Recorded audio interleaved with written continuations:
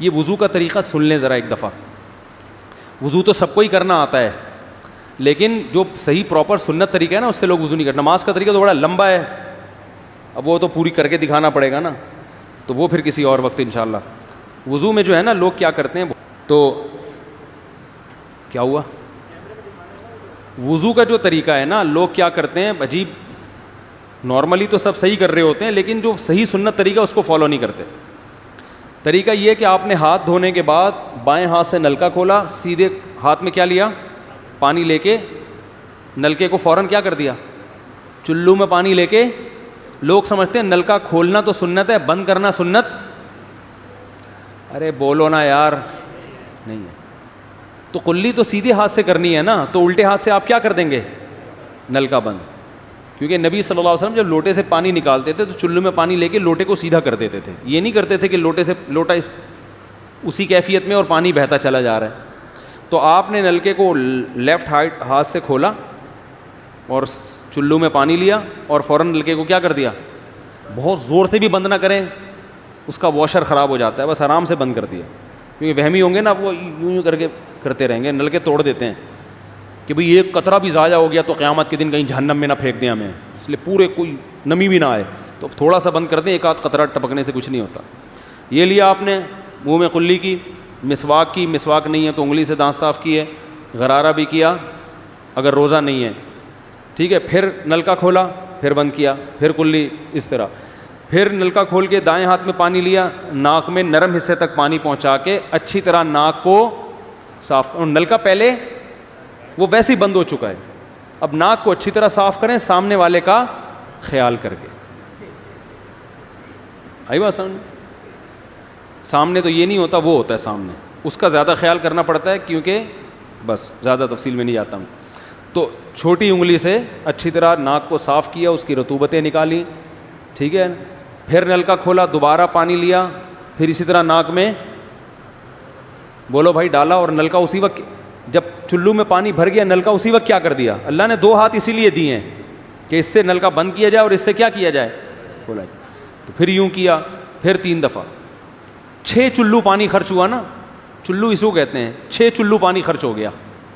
پھر آپ نے کیا کیا, نلکا کھولا لیفٹ ہاتھ سے. جو اصل طریقہ ہے وہ تو یہ ہے, سیدھے ہاتھ میں پانی لے کے نلکا بند کیا اور سیدھے ہاتھ سے پانی پیشانی پہ ڈال کے دونوں ہاتھوں سے پھیلا لیا. 3 دفعہ اس طرح کیا. اس پہ عمل نہیں ہوتا تو پھر اتنا کر لو کہ دونوں ہاتھوں پہ کیا لے لو, نلکا کھول کے پانی لے کے پیشانی پہ ڈالو اور فوراً نلکا کیا کر دو, بند کر دو, اور پھر ہاتھوں سے اچھی طرح اس کو ملو. سمجھ میں نہیں آ رہی بات؟ تو یہ عمل کتنی دفعہ کیا, نلکا ہر دفعہ میں بند ہو رہا ہے. ہمارے ہاں جس ٹائم پہ نلکا کھلتا ہے تو جب تک وضو مکمل نہیں ہو جاتا بند ہونے کا نام نہیں لیتا. 3 دفعہ آپ نے منہ اچھی طرح دھو لیا. داڑھی ہے تو اس میں کیا کر لیا, بڑی داڑھی ہے, میری داڑھی ایسی, میں تو چلو سے پوری داڑھی دھو لیتا ہوں, چھوٹی سی داڑھی ہے, تو داڑھی میں خلال کر لیا آپ نے. اس کے بعد آپ نے بازو کیسے دھونے ہیں, بازو دھونے کا بھی یہ طریقہ ہے. لیفٹ ہاتھ سے چلو میں پانی لیا, جب سیدھے ہاتھ میں پانی آئے گا تو یوں کیا. قرآن میں کیا ہے کہ قمتم الی الصلاۃ فاغسلوا وجوہکم وایدیکم الی المرافق, اپنے ہاتھوں کو کوہنیوں تک دھو. پتہ ہے دھونے کا عمل ہاتھ سے شروع ہوگا, ختم کہاں ہوگا, پانی یوں نہیں بہانا, اس طرح بہانا ہے پانی, یہاں سے یوں جائے. اور اس میں فائدہ یہ ہوتا ہے کہ بالوں کا جو رخ ہے نا نیچے کی طرف ہوتا ہے, جب پانی اپوزٹ سائڈ میں جاتا ہے تو اسکن اچھی طرح گیلی ہو جاتی ہے. سمجھ رہے ہو؟ تو آپ نے یوں لیا اور ہاتھ سے اچھی طرح ملا اس کو. ملنے پہ زیادہ زور لگانا ہے, ہم پانی پہ زیادہ زور لگا رہے ہوتے ہیں. پھر یہ بھی ہو سکتا ہے کہ دونوں ہاتھوں سے لو, دونوں ہاتھوں سے نلکا کھول کے دونوں ہاتھوں سے پانی لے کے, کیونکہ اس میں زیادہ پانی آ جاتا ہے, تو پانی لے کے آپ نے لیفٹ ہاتھ کو بھی یوں کیا نا تاکہ یہ پانی بھی ادھر ٹرانسفر ہو اور یوں چلا جائے. اس طرح سے آپ نے دوسری دفعہ دھو لیا اور نلکا کیا کر دیا, بند. پھر تیسری دفعہ بھی ایسا ہی کیا. یہ جو ہوتا ہے نا یوں یوں یوں یوں کر کے رگڑے لگا رہے ہیں نلکے کے نیچے, ایسے یہ نہیں ہوتا, یہ سنت طریقہ نہیں ہے. نبی جس برتن سے وضو کرتے تھے تو اس طرح چلو میں پانی لے کے اس طرح وضو کیا کرتے تھے. غسل اسی طرح ہو جاتا تھا. تو اب پھر لیفٹ میں بھی ایسے ہی ہے, لیفٹ میں پانی ڈالا اور سیدھے ہاتھ سے سہارا لے کے کیا کیا, دونوں ہاتھوں کا پانی ادھر آ جائے گا. ایک دفعہ دھل گیا, اچھی طرح مسئلے کونیوں تک پہنچ جاتا ہے, اور پریکٹس کے بعد تو بہت اچھا ہو جاتا ہے.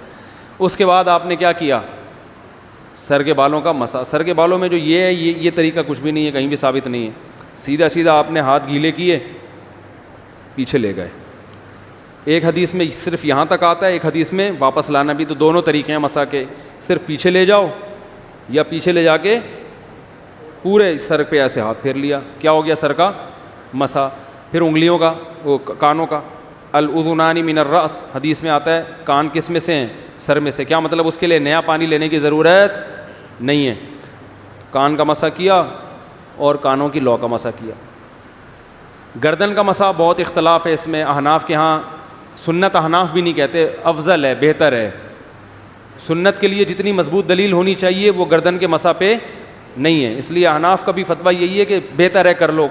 سنت نہیں, زیادہ زیادہ اس کو مستحب کہا جائے گا. تو گردن کا مسح کر لیں تو بھی ٹھیک ہے, نہیں کریں بولو بھائی ٹھیک ہے. لیکن یہ جو یہاں کا مسح نہیں ہوتا, بعض لوگ پوری گردن کو یوں کر کے لا رہے ہوتے ہیں, ایسا نہیں ہے. تو گردن کا مسح یہ جو یہاں سے کیا جاتا ہے, یہ پچھلے جانب سے ہمارے حضرت اس کے قائل نہیں تھے. وہ کہتے تھے مسح جہاں بھی شریعت میں ملتا ہے یہاں سے ملتا ہے. تو ان کی رائے یہی تھی کہ اگر گردن کا مسح کرنا ہے تو گدی, گردن نہیں گدی کا مسح, وہ یہاں سے کر لے. لیکن یہ کوئی نہ سنت مؤکدہ ہے, نہ کوئی زیادہ تاکید ہے اس کی, کوئی کرے ٹھیک ہے, نہیں کرے تو بھی ٹھیک ہے. تو اس کے بعد اس لیے کہ بہت سے لوگ اس کے قائل نہیں ہیں تو ان سے بحث نہ کریں, ٹھیک ہے نا. بہت سے لوگ نہیں کرتے گردن کا مسح, بہت سے علماء فقہا اس کے قائل نہیں ہیں. اس کے بعد آپ نے پاؤں دھونا ہے. تو پاؤں میں بھی یہ کہ قرآن نے کیا کہا کہ الی الکعبین, انگلیوں سے شروع ہوگا اور ٹخنوں تک پانی جائے گا. تو انگلیاں رکھیں نلکے کے نیچے اور لیفٹ ہاتھ سے اس کو اچھی طرح کیا کریں, دھوئیں, اور انگلیوں کا خلال بھی کریں. تو بہت چند سیکنڈ میں ہو جاتا ہے یہ کام. اور پھر نلکا بند کر دیں. پھر دوسرا پاؤں, سیدھے ہاتھ سے نلکا کھولا, سیدھا ہاتھ نلکے پہ رکھیں اور الٹے ہاتھ سے پاؤں دھوتے رہیں. جیسے ہی دھل جائے, تو میرا خیال ہے ایک مگا پانی بمشکل استعمال ہوتا ہے, ایک مگا جو ہوتا ہے نا نہانے والا. لیکن آج اگر جو لوگ وضو کر رہے ہیں نا, ان کا پانی اگر آپ دیکھ لو تو بالٹیوں کی بالٹیاں خرچ کر رہے ہوتے ہیں. اور معذرت کے ساتھ کم بختوں کا وضو پھر بھی نہیں ہوتا, پھر بھی ان کو شک ہوتا ہے کہیں کوئی جگہ خشک نہ رہ گئی ہو. تو وہمی نہ بنے, اس طریقے سے وضو کریں, یہ سنت طریقہ ہے. اور قرآن میں بیان بھی یہی کیا کہ یہاں سے شروع کرو یہاں تک لے کے جاؤ. کافی زیادہ ہو گیا ہے. چھوٹے بچوں کا اور بڑوں کا لحاظ, یعنی تھوک اور ناک وغیرہ کپڑوں میں بدن پہ لگ جائے تو پاک ہوتے ہیں, نہ پاک ہوتے ہیں. اگر نماز پڑھنے بلی اگر پاؤں چاٹنا شروع کر دے تو پاک رہے گا, بلی کا جھوٹا پاک ہے.